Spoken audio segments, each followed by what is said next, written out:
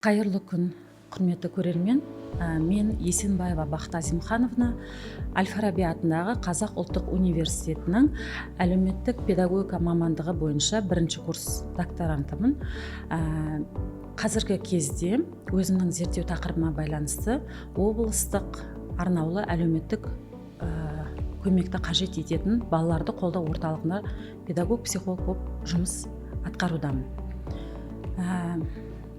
Жалпы бүгінгі тақырып бойынша отбасындағы зорлық-зомбылық көрген балаларға психологиялық қолдау көрсету мәселесі қоғамдағы өте өзекті мәселелердің бірі деп санаймын. Бала қоғамдағы ең нәзік әрі қорғансыз мүшесі. Ол негізінен тұлғаның қалыптасуы, психикалық дамуы және болашаққа деген сенімділігі осы отбасындағы тәрбиеге байланысты.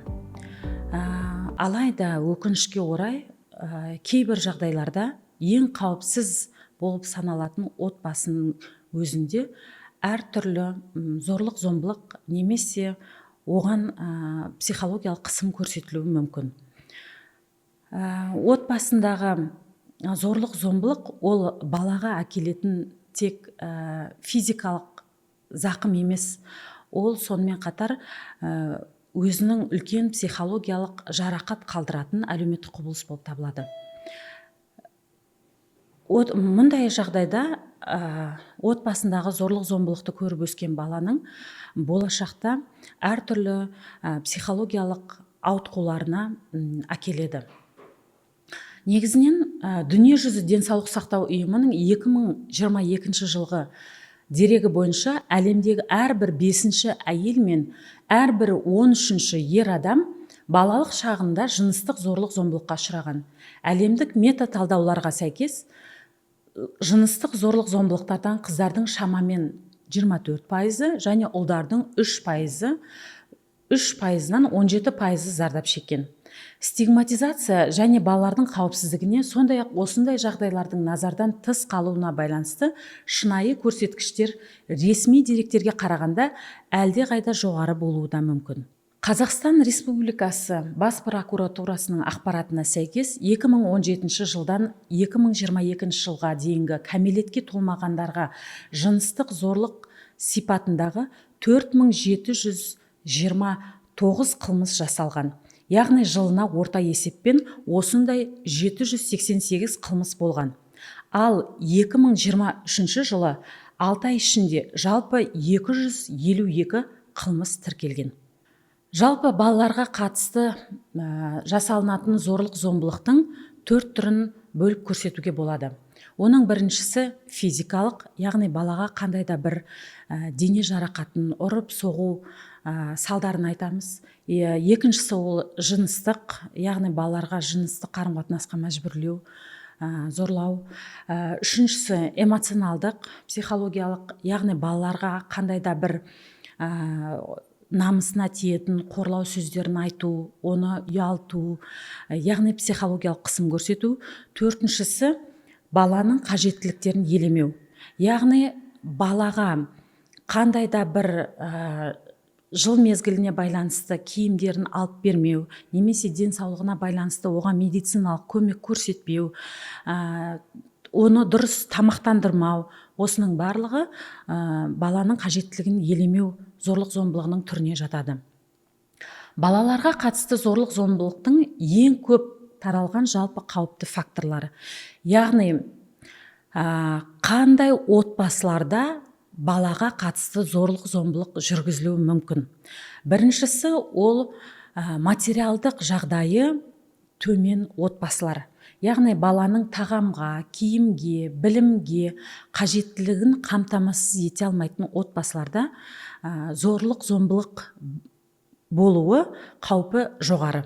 Екіншіден, толық немесе жанжалды отбасы, яғни отбасында ауыр шиеленісті жағдай балаға деген көзқарасқа және онымен қарым-қатынас тәсілдеріне теріс әсер етеді. Үшіншісі, ол асырап алынған балалары бар отбасылар. Асырап алған ата-аналары баладан одан күткен жаңағы одан күткен қандай да бір талаптарға сәйкес келмей жатқан жағдайда балаға қатысты зорлық зомбылық көрсетілуі мүмкін. Және төртіншісі, қатыгез жазалар қолданылатын отбасыларда әдетте отбасылық рөлдер нашар бөлінген. Яғни ол отбасындағы биліктің бір адамның қолында болуы. Ол да отбасында балаға қатысты зорлық зомбылықтың жүргізілуі қаупінің жоғарылығын білдіреді. Баланың жеке басына байланысты қауіп факторлары. Яғни қандай балалар зорлық зомбылыққа ұшырауы мүмкін. Баланың жеке ерекшеліктеріне байланысты, мысалы, гиперкинетикалық синдромы бар балалар, яғни зейіннің шоғырлануы қабілетінің төмен балалар, яғни өте қимыл қозғалысы шапшаң, бір орында отыра алмайтын балалар, әсіресе ата-аналар тарапынан физикалық қандай да бір зорлық зомбылыққа ұшырауы мүмкін. Екінші, сүймейтін немесе қалаусыз туған балалар тобы, яғни кездейсоқ байланыстардан немесе қарым-қатынастардан туған балалар ата-аналардың тарапынан жиі зорлық зомбылыққа ұшырап жатады. Үшінші, ол баланың мүмкіндігінің шектеулі балалар. Яғни баланың физикалық немесе қандай да бір психикалық ауытқуы болған жағдайда, ол да отбасындағы ата-аналардың тарапынан зорлық зомбылыққа ұшырауы мүмкін.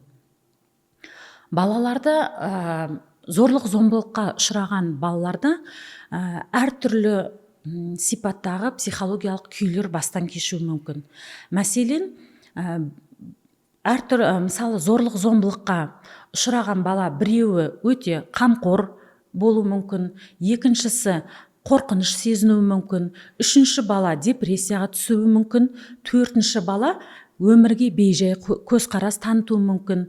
Ал кейбір балалар сол күйде бола тұра бәріне икемді бала болуға тырысады.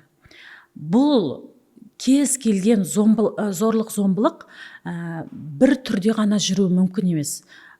Бір зорлық зомбылықтың артынан екінші бір қандай да бір зорлық зомбылықтың, яғни физикалық зорлық зомбылыққа ұшыраған бала міндетті түрде психологиялық қандай да бір қысым көрсетіліп, зорлық зомбылықтың кешенді жаңағыдай жасалуына түрткі болады. Бірақ қандай да зорлық зомбылық болмасын, ол баланың болашақта әлеуметтенуіне, қоғамда жақсы, яғни жан-жақты дамыған тұлға ретінде қалыптасуына тигізетін әсері өте қауіпті. Яғни мұндай балалар қоғамға бейімделе алмайды. Тіпті қоғамда бейімделген өзінде ол психологиялық өзінің жарақатынан басқа адамдармен қарым-қатынас жасауы төмендеуі мүмкін. Немесе ол кейін өзі отбасы құрғанда өзінің ата-анасынан алған тәжірибесін өзінің балаларына жаңағыдай жасауы мүмкін. Сондықтан кез келген зорлық зомбылықтың түрі балаға өте теріс және кері әсер етеді. Ғалымдардың пікірінше, зорлық зомбылықтан кейін балалардың көрсететін реакциясы үш кезеңді қамтиды. Оның жаңағы психологиялық салдарының динамикасы, біріншіден көбінесе зорлық зомбылық өзінің әке-шешесінің тарапынан болған жағдайда балаларда сатқындық азабы басынан өтеді. Ол, яғни оған қамқор болатын адамдардың тарапынан жасалған қандай да бір күш оларға жаңағы мен өзім сондай жаман баламын, немесе жаңағыдай мен осындай ата-анаға лайық болдым деген сияқты өзін өзі төмендеу, өзін бағалауы нашар психологиялық күйге әкеледі. Және оған бала, яғни үлкен ересектердің тарапынан жасалған қандай да бір зорлық зомбылыққа дәрменсіз күйде болғандықтан, шарасыздықтан ол жаңағыдай депрессияға шалдығуы мүмкін. Екіншіден, ол екінші кезеңі зорлық зомбылықтың. Балалар сол зорлық зомбылыққа ұшырай тұра соған бейімделуге тырысады. Яғни ол копинг, психологиялық қорғаныс сезімін тудырады. Копингтің негізгі функциялары ол шығару және қолдану. Яғни бала өзінің қандай да бір жаңағыдай зорлық зомбылықтың салдарына өзін ұмыттыруға тырысады. Ғалымдардың пікірінше бұл кезеңде бала мәселен оқуға, қандай да бір тақпақ жаттауға арналған ой еңбегін керісінше ата-ананың тарапынан болған зорлық зомбылықты ұмыттыруға күш салады. Яғни баланың бүкіл күші сол зорлықты, сол қандай да бір шарасыздық күйді ұмытуға бағытталады. Үшінші кезең ол зорлық зомбылықтың ұзақ мерзімді салдары.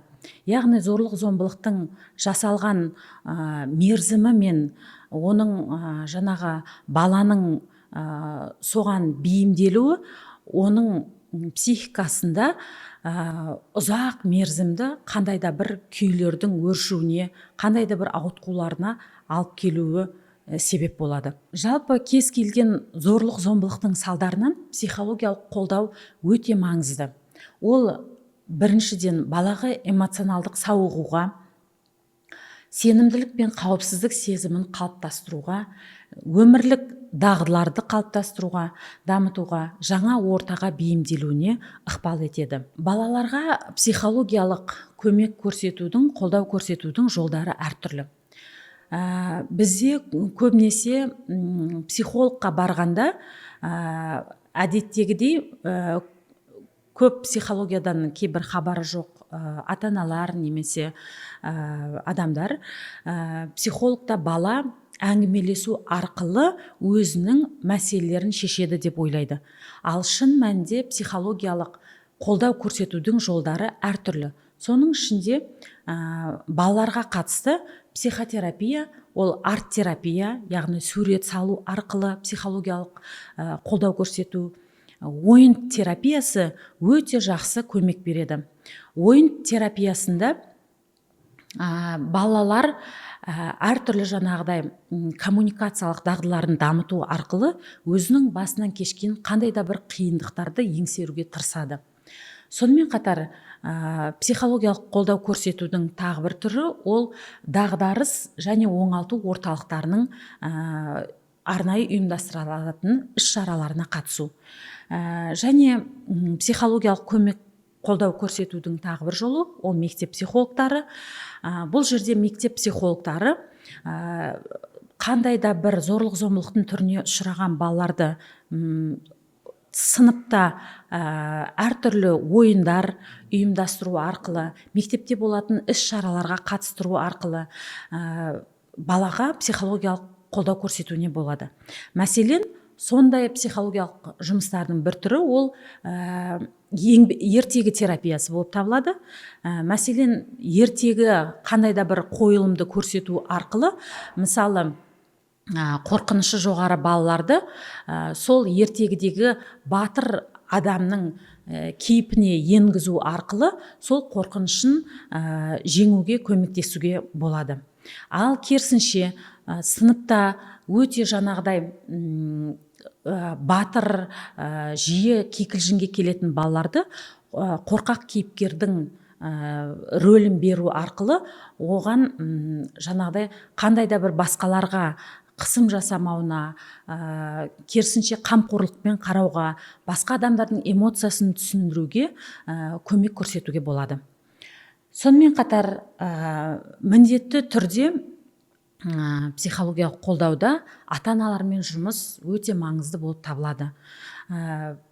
Қазіргі ақпарат ағымы өте мол заманда кейбір ата-аналар дұрыс ақпаратты таба алмай шатысуы да мүмкін. Сондықтан психологиялық білімді тек жаңағыдай білікті мамандардың консультацияларын, яғни солардың жұмыстарын таныстыру арқылы ата-аналармен ағартушылық жұмысты жақсартуға болады.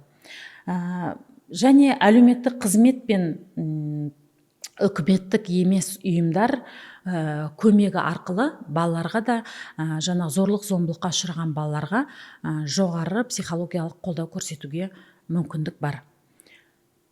Кез келген зорлық зомбылыққа ұшыраған бала ол психологиялық қолдау көрсетуге зәру адам. Сондықтан біз қоғамда жан жақты, білімді, тәрбиесі үйлесімді адамдардың көп болуын қаласақ, онда біз қазірден бастап баланың психологиясына, баланың қауіпсіз ортада өсіп, оның тұлға болып қалыптасуына, психикалық дамуына жақсы ықпал етуге тырысуымыз керек. Яғни біз үйлесімді, жан жақты дамыған үйлесімді адамды дамыту арқылы қоғамда жақсы адамдардың көбірек болуына өз септігімізді тигіземіз. Егер сіз ересек адам ретінде отбасында қандай да бір қысым немесе қандай да бір жаңағыдай келеңсіз оқиғалардың куәгері болсаңыз балаға қатысты, онда 111 телефон номеріне хабарласу арқылы ол балаға көмек көрсете аласыз. Біздер ересек адам ретінде баланың болашағының жарқын болуы үшін осы қоғамдағы барлық адамдар бірігіп соған күш салуымыз керек. Ешқандай бала өзінің балалық шағында зорлық зомбылық көрмей өсуіне өз үлесімізді қосуымыз керек деп есептеймін. Біздің облыстық арнаулы әлеуметтік көмек қажет ететін балалар қолдау орталығына әртүрлі өмірлік қиын жағдайларды басынан кешіріп жатқан балалар келеді. Олар көбінесе жаңағы балалар инспекторы деп айтамыз, ИДН-нің сол кісілер алып келеді. Көбінесе ол балалар отбасындағы әртүрлі зорлық зомбылыққа ұшыраған, немесе ата-анасының қамқорлығынсыз қалған, немесе жаңағыдай қиын өмірлік жағдайда қалған балалар сол біздің орталыққа алып келінеді. Соларды егер дәлірек айтатын болсақ, мысалы, ата-анасы ішімдікке салынып, үйде отырған жерінен темекісі тұтанып, ата-аналары ішіп отырған кезде темекісі диванға түсіп, одан үйде өрт шығып, балалар мысалы өмірі қауіпке төнген. Сондай балалар бір отбасының 4 баласы бізге жақында келді. Ондай ата-ананың қазір кезде ата-ана құқығынан айыру ісі бойынша тергеу жүргізілуде. Одан қала берсе, отбасында жаңағы өгей әкесінен жыныстық зорлық зомбылық көрген балалар келеді. Әрине бұның барлығы біздің елімізде балаларға қатысты болып жатқаны өте өкінішті жағдай. Және кейбір жағдайларда қазір әлеуметтік желілерде мемлекет баланы тартып алайын деп жатыр деген сияқты сондай қате түсініктер бар. Шын мәнінде мемлекеттің ондай мақсаты жоқ. Мемлекеттің ең басты мақсаты ол балаларды қауіпсіз ортада өмір сүруіне көмек көрсету. Өкінішке орай кейбір отбасылар баланың өміріне ата-аналары жекеменшік зат ретінде қарайды да, әртүрлі оған қысымдар жасайды, жағдайларын жасамайды, денсаулықтарына бей-жай қарайды. Сондықтан сондай балалардың мысалы оқымай қалуы, бізде мысалы менің өз тәжірибемде болды. 16 жастағы қыз минутына қателеспесем 50 сөз оқиды. Ал бұл дегеніміз педагогикалық қараусыздық, яғни 16 жастағы қыздың оқуына ешкім қарамаған деген сөз. Ал ол мысалы мына 21 ғасырда білімсіз мүмкін емес, ол оқусыз, жазусыз өмір сүру мүмкін емес. Сондықтан бұндай жағдайлардың алдын алу, бұл жағдай қалай орын алған? Бұл жағдай ол қыздың әке шешесінің ішімдікке салынуының арқасында, яғни ол мүлдем үйде балаға қарамаған, соның салдарынан осындай жағдайға келіп жеткен. Жалпы негізі зорлық зомбылық көріп жатқан балалардың өзінің белгілері болады, сигнал деп айтсақ болады. Жалпы мектеп психологтары немесе басқа кез келген адам назар аударуға болатын белгілер болады. Ондай белгілерге не жатады? Әдетте олар мысалы баланың қолының тілінулері, қандай да бір күйік, немесе көгеру, немесе жаңағыдай көңіл күйінің түсуі деген сияқты. Кейбір жағдайларда балалар, зорлық зомбылыққа ұшыраған балалар көбінесе мектепке сабақтан келмейді. Ал ата-аналардың тарапынан назар аударатын нәрсе, көбінесе ата-аналар жиналысына егер ата-ана келмесе, онда бұл отбасында өсіп жатқан баланың жалпы жағдайына назар аударатын сигналдардың бірі болып табылады. Яғни ата-ананың тарапынан балаға ешқандай қамқорлық танытпау, оның өміріне деген қызығушылықтың болмауы, бұл да бір болып жатқан зорлық зомбылықтың белгілеріне жатады. Біздің облыстық арнаулы әлеуметтік көмекті қажет ететін балаларды қолдау орталығы осы Алматы қаласында, Бағанашыл ықшам ауданында, Сырғабекова көшесі 22-ші мекен жайында орналасқан. Бұл орталықтың негізгі мақсаты қиын өмірлік жағдайда қалған балаларға қолдау көрсету, оларға яғни психологиялық, әлеуметтік, медициналық көмек көрсету болып табылады. Бүкіл балалар қолдау орталығының қызметкерлері сол қиын өмірлік жағдайға ұшыраған балалардың денсаулығын жақсартып, олардың қоғамға дұрыс әлеуметтенуі үшін бар күшін салып еңбек етіп келе жатқан педагогикалық ұжымнан тұрады. Онда психолог маманы, әлеуметтік педагог, барлығы осы балалардың құжаттарын ретке келтіріп, олардан жаңағыдай қиын жағдайларын баламен бірге еңсеру үшін күш салып жатқан мамандардың тобы еңбек етіп жатыр.